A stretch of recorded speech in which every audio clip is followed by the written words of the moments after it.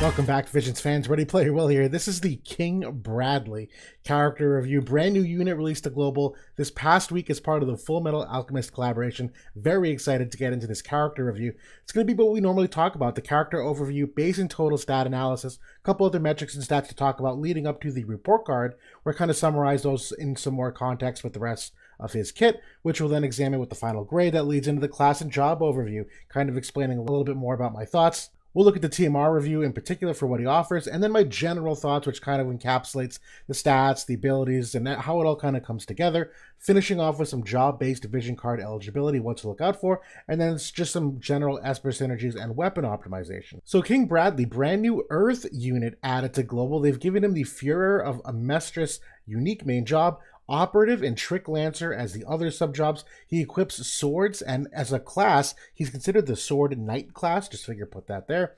He equips cloths, hats, and accessories with a move of 3, jump of 1 as a 100 cost unit, which I think is kind of interesting that out of the Full Metal characters, lore-wise, he's definitely the strongest of the group. So that was kind of interesting. They gave him the 100 cost, and all the others get the 90 cost. When we look at the resistances that they've given him to start out with, though, he's got a fair amount of strong ones here. He is technically 30% missile resistant. Part of that is from his mastery ability. 10% to slash, pierce, and magic. Double digits on 4 out of the 5 is obviously incredible to see. And minus 10% to strike. Overall, exceptional weapon type resistances to start out with. Now, he is not a 97 faith unit, so you don't have to worry about that. But 50% to paralysis, 50% to slow, 10% to stun. Honestly, not some of the worst ones. Either way, not necessarily anything you have to worry terribly about. Now we look at the base stats of his character overall. HP perspective definitely skews a little bit above average compared to most damage dealers. He's not anything crazy high, but it's definitely high enough that he will reap the benefits of HP scaling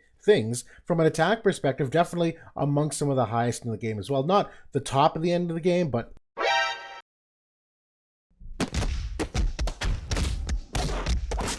practically speaking, it doesn't hurt him at all. He's a very, very high attack character. Agility-wise, also very high in the game, coming in here at 62 base agility. And then dexterity, a little bit above average, and even luck, a little bit above average here. So already looking really good as we go through the character kit, and as we kind of transition those to this chart to show those relative strengths and weaknesses compared to the other characters. Again, really no holes at all here from any of the 5 major primary stats. When we include the mastery, the board nodes, the dream upgrades, not a whole lot of changes here either. He does get relatively stronger from an HP and attack perspective. Slight dip there on the luck overall, but stats are looking really good here from a total perspective. Something kind of interesting to note, they give him some HP via his dream ability, which is somewhat new for many of the characters that we've seen what they've given them for dreams. And agility on the board is definitely on the lower side at 4, but that very high base agility certainly gets him in a good starting spot to begin with.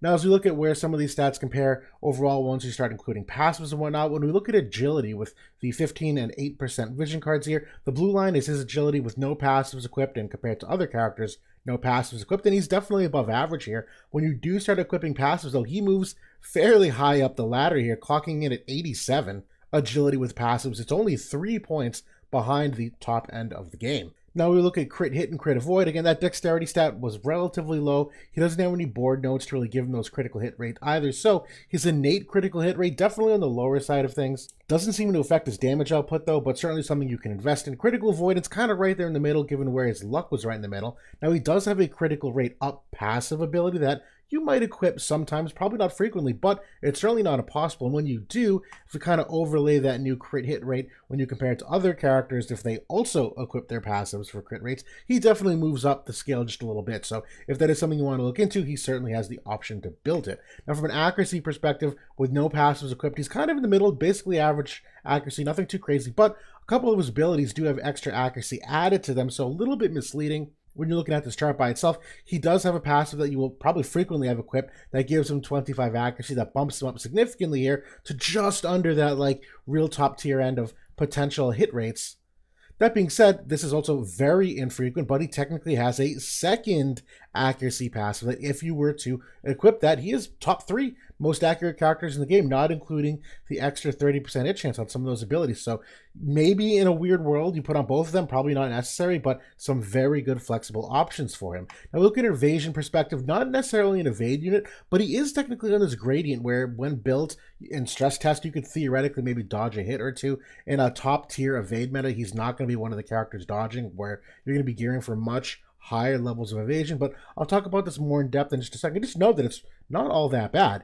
Now we look at the report card overall. Effective HP, going with a B+ here across all of those different types, where again, you saw those double-digit resistances, only the -10 to strike. He's got no innate defense or spirit, no way to buff or gain it either. He is courage capable though, and has a reflex counter when we talk about other aspects of his survivability. He does theoretically have access to a barrier on the operative subjob. Probably not going to get used though, just from a AI priority perspective, but it's there and is an option if you want to go that way, and 10 innate AoE resistance as well. So overall, a lot of decent things here. It's really the health pool and the resistances that kind of give him that buffer to that top end of effective HP.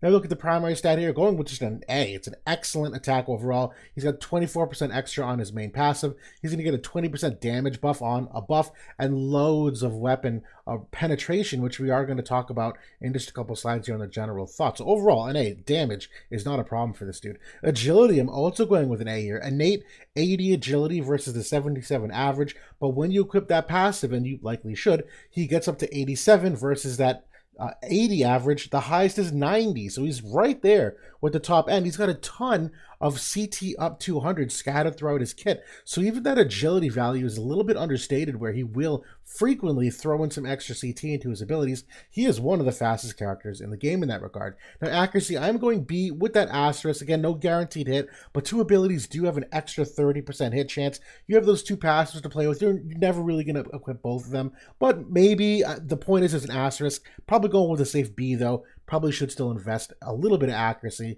into him at the very least. Now evasion, I'm also going a B here. Because here's the thing, is although he's not necessarily an evade unit, when min-maxing with other Earth evade, which they are kind of catered towards, certainly possible, he's got an operative buff that also gives 25 evasion to himself and an ally. So if there was a world where you were running a hyper evade and you were not in an evade meta like with fire at the moment, he probably would dodge a hit or two against some of those lower accuracy units, wouldn't count it out. Now movement, I'm going with a B here. It's nothing crazy though. He does have a passive that increases his move +1, but that's certainly a nice piece of flexibility to have. Technically has a shift ability in his kit as well, so overall movement, just giving him a slight bump up there for what he has to offer. Now passives, going with an A+ here. Exceptional main passive, and many of the others, almost all of them, are fantastic in their own right as well. That we'll see in a second here. Counter ability, going with an A+, to general reflex to dodge everything. He does have a second counter that he can get from a buff, which we'll see in a couple slides here. The overall kit, also going with an A+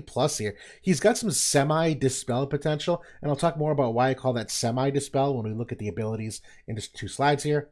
But overall, exceptionally good damage. Very self-sustained. He doesn't require a lot of external help, and I'll get to more of that in my general thoughts, all leading up to, for the first time ever in a character review that I've ever done, I'm giving him an S grade, like literally S tier character. The only character in hindsight I've ever should have given this grade to is a Velis. I didn't give him that, but he's the only other character I've ever considered giving this toward. I don't even consider this a real grade, but Bradley is just that damn good. He is an S tier character.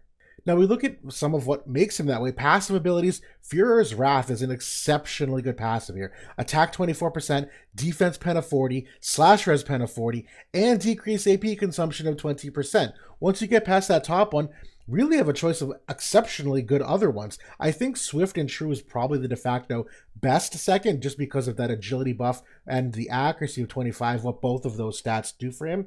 That being said, Trick Lancer Lore is another 40 defense pen. He doesn't really need it because of one of his abilities, which we'll see in a second, but there might be some builds where you actually do, and if you want to lean into that crit rate, Operative's dual wielding is what you'd probably equip if you went for that max evade build, where it's an extra 12% evasion. And Unwavering Javelineer is where you're seeing that extra 25 accuracy that you're probably not going to equip this and Swift and True. Doing those two together and omitting Führer's Wrath probably leaves you in a tough spot. That being said, I actually could see that working in a world. It's not off the table. Finally, Operative's Intuition is where it gets that move +1 and also decreases the chance of being targeted. So overall, an amazing collection of passives for him to potentially pick from. Now, counter abilities. The ultimate eye is that just general reflex. It's a 15% chance to evade everything, all magical and physical. I do think that's probably the best one here.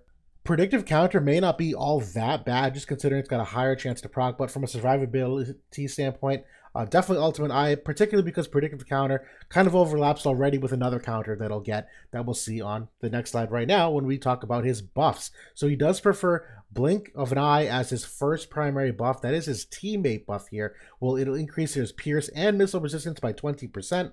And give him that preemptivity counter, which I was just kind of alluding to, where it's an 80% chance to counter physical damage. It's a 4-square range, 121% slash damage modifier. Overall, this is a great teammate buff just for that counter alone. That being said, Poise really is the shining star of this, where this is his personal courage ability. Will also give him 10 AP just right when he uses it, and then it will also give him 20% increase to all physical damage. So a very, very powerful ability, not only for the courage aspect of it, but also just for the extra damage potential of it. So definitely love Poise. Now we look at the main job offensive abilities. There's a ton to go over here. Quick Lunge is the first one here is a Pierce type ability. 4 squares away, it will move him to a target panel. That being said, it's kind of hidden here behind the infographic, but you have to have a direct line of sight in order to use it, so you do need to have the right map. But one thing to also think about, if you're thinking of his main passive, which is the 20% AP reduction, all of these are actually 20% cheaper, so I have them in parentheses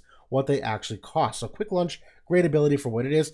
Assault Blade I absolutely love here, where this is a defense break of 30. The reason why this is what I call a semi-dispel is that if you can break that person's defense, then you dispel all buffs, you dispel haste, you dispel the physical and magical buffs, and it's decreased healing power of 70, which is tied for the highest in the game. So exceptionally strong dispel, but you need to break the enemy's defense. There's a handful of characters in the game nowadays where you can't break their defense quite easily, and so this gets significantly worse if you can't use this ability and decrease their defense. It's only 3 squares away, so a little bit closer range, but overall, this is a very, very strong ability. But not nearly as strong as the third one here, which is the strongest thing in his kit. Calculated Rend is a double hit ability, technically up to 6 squares away, but it is technically a cross shape AoE that you have to kind of maneuver within a diamond shape of 4, but it breaks physical barriers. AoE for all those targets will also increase defense penetration of 50 on this attack all by itself, which is why when we're talking about those passive abilities and saying, you know, maybe you take off that main busted passive and you lose the 40 defense pen, not the end of the world, because this ability by itself will give you 50 just when using it. 200% modifier, extra 30% hit chance, and restores 200 CT for self. Very, very powerful ability. You'll probably see him use this more than anything, if only because of how much defense penetration it cleaves through. And then finally, Helm Splitter, also a very powerful utility-based ability. 3 squares away, it dispels auto re-raise for the target, also that 30% hit chance. So that 30% hit chance is on both a single target attack and an AoE attack. I like to see it on both, but overall, this main kit is absolutely stacked with what he can do for potential damage. Now, when we look at the sub-job here, Fury of Amestris, this is more for PvE, in my opinion. The Totalian Blade is the triple hit ability, where obviously for chaining reasons, very, very strong. And Edge Declaration, same kind of idea. Nothing crazy other than the slow affliction, but that's really more for PvE, where you can slow that enemy and kind of build those chains. I don't really see this getting full value in auto PvP, if only because I think Operative is better, if only for the opportunity to use Shadow Dance, which is where he gets that reduced damage taken 30% for 3 times, also increases his agility by 25%, and an AP auto restore. This is definitely a great buff if you can somehow weave it into your rotation. The rest of these abilities are okay, but their other slash type damage doesn't really add or take away from what it already has in the main job. And shout out to Subterfuge, which, as I mentioned, if you're running that Hyper Evade Earth team, he actually could throw on an extra 25 evasion to himself or an ally. So there's a lot of fun flexibility here. And finally, the Trick Lancer job, no slouch here either, where obviously he's very slash oriented, but having access to this pierce type damage also gives him a second way to potentially attack you. I don't think there's anything that I love here in particular, because I think most of it kind of overlaps with what he does in the main job. A lot of it's limited to like direct line of sight abilities. So I'd probably stick with the Operative overall. That being said, you want to try to bring 2 types of damage to the fight. Obviously, Earth with the Elphicaris vision card and the Pierce attack up has some great synergy here as well. If you're running Oberyn or Noctis, who also rely heavily on Pierce, he can certainly synergize with them too. So 2 thumbs up for this choice of sub job as well.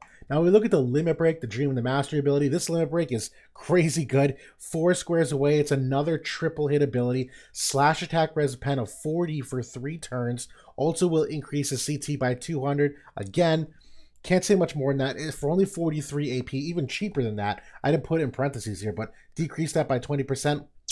Excellent, excellent limit break. With the mastery ability, missile resistance of 10 also gives him that 10 AoE resistance, and the dream upgrade is where he gets that extra little bit of bulk on the HP of 15% and 30 reaction block rate. Obviously, that's more and more valuable nowadays as we see all these counter abilities. So the TMR review now, Wrath's Eye Patch. Stat-wise for an accessory, love to see a bunch of things on it. 8 defense, 3 agility, 8 accuracy, 6 crit rate. The TMR skill is a 2-time use haste for self and reaction block rate of 50. So with his dream upgrade, that is a total of 80 reaction block rate all by himself. Throw in another 20 from a Trust Stone passive. Boom, you're at 100% reaction block rate. This TMR is exceptionally good. This is just as good, if not better, as Sorrow's TMR, the Dragoon Helm from Kane. This is right up there for any of those haste-granting TMRs. You're going to see this used a lot in the game. Forget Wrath by himself, how good King Bradley is. This TMR is exceptionally strong, just getting that unit to level 99.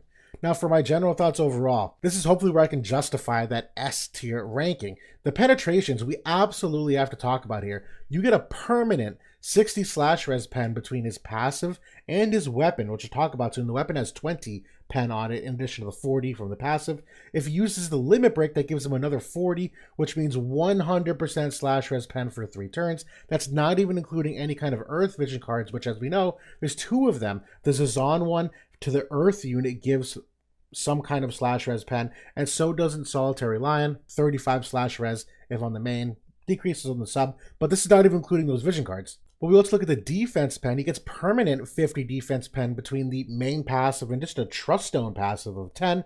That being said, you could also make that a perma 90 defense pen if you wanted, because he's got 2 passives that both have 40 on them, kind of like Flag Bearer Glaciella. That might be overkill because, as we're going to see right here, that permanent 50 plus the 50 from Calculated Rend, that cross-shaped double hit, means that he has 100% defense penetration when using that ability. Now, for the other ones, if you wanted to get that 90 defense pen for some of those unit-based attacks, that might be the way you approach that. But otherwise, this dude cleaves through absolutely everything. So you're thinking, that's okay. I'll stack some AoE resistance. That's cool. Go ahead and do that. Unit resistance. That's cool too. I'll throw in a bunch of Earth resistance. Well, wait a minute. Hold on. Because Immortal Zazan's TMR is 50% Earth res penetration. One of the only of its kind in the game where even if you want to stack Earth resistance, he has a way to cleave through it still. So the amount of penetrations make it virtually impossible to defend against this guy from any kind of meaningful way. Now he's got exceptional extra damage via that 24% attack passive on the main passive, 20% physical damage from the buff. The preemptivity counter is another form of extra damage in the fight. The barrier break makes it near impossible to defend any of those kinds of attacks. Now, speed and accuracy are very easy to meet the top end of the game if you really needed to. Great PvE potential for the chaining. As we mentioned, he's got slow. He does have agility down on the operative sub job as well. He's got the defense break on the main job. He's got a whole bunch of different kinds of multi-hit abilities. Exceptionally strong PvE unit. He does have that pierce access on the sub job, which gives him that second way to potentially kill you. And then we talk about that speed. He's got 200 CT up on his limit break, on Calculated Rend, on Quick Lunge, and on his weapon, which we're going to see soon. When his HP falls below 20%, he will get 200 CT. So this dude is just constantly feeding himself CT up in almost everything he does. Now, courage capable, barrier capable, effective HP levels are very respectable. He's definitely got an above average amount of bulk for how much offensive power he can put out, and extremely self-sufficient due to those penetrations and the damage potential that he can easily put into rainbow teams that you normally don't think makes sense. Most characters require a whole bunch of external modifiers because they don't have this level of penetration. He does though, and so you don't necessarily need all these extra slash attack modifiers or earth attack modifiers from all these vision cards. It certainly helps, trust me, he gets better when you do that. But he is so above and beyond what most characters can do that you really can put him in a variety of teams and he will function just fine. And you talk about countering him, Max Reincarnated Bradley, we've seen this on the JP side of things, can one-shot the meta wind units, where Flagbearer Glaciella, when you're going against a Max Reincarnated Bradley right now at the moment, while Flagbearer Glaciella doesn't have hers yet in GL, he can literally one-shot her, and we've seen him do that for characters like Resol as well. So go ahead, bring wind against him. He's still going to put up a fairly handy fight. And he also does fit immensely well with the existing Earth synergy and future Earth synergy, where Dialdo is going to come out and as a tank, just to supply him with something that Earth doesn't have. And Dark Golem is a very, very good vision card for him as well. Now we look at the job-based vision cards, not necessarily a ton to really look forward to, but there's some really good ones here. Inherited Wills, and again, we talk about throwing him in some rainbow teams here, where all of these offer some good stuff that he wants. Inherited Wills, more reaction block rate and HP 25%. This one's obviously more for some of the other units in the team. But if you're using him with strike units, you want to put this card on him, he'll get another 10 AoE res and 3 agility. Brothers and Sisters, the card coming out this week with the raid, it's attack 50%, crit damage 20, crit rate 30, while also adding the agility 5% and 2 agility to the unit. This is a great vision card for him as well. In the future, Battle of the Worlds is the Reagan vision card. That's another form of crit damage, some slash res, and some elemental chain resistance. This one's probably less great for him overall, but certainly still an honorable mention. And then Thoughts on Heryu is actually a very good one here too, where Human Killer of 30, the elemental chain resistance again that we're seeing here of 24, and the accuracy of 25. He's not a character that's going to thrive with the job-based vision cards, but as you're fitting him into some of these weird, new, interesting parties, this actually might come up more than you think.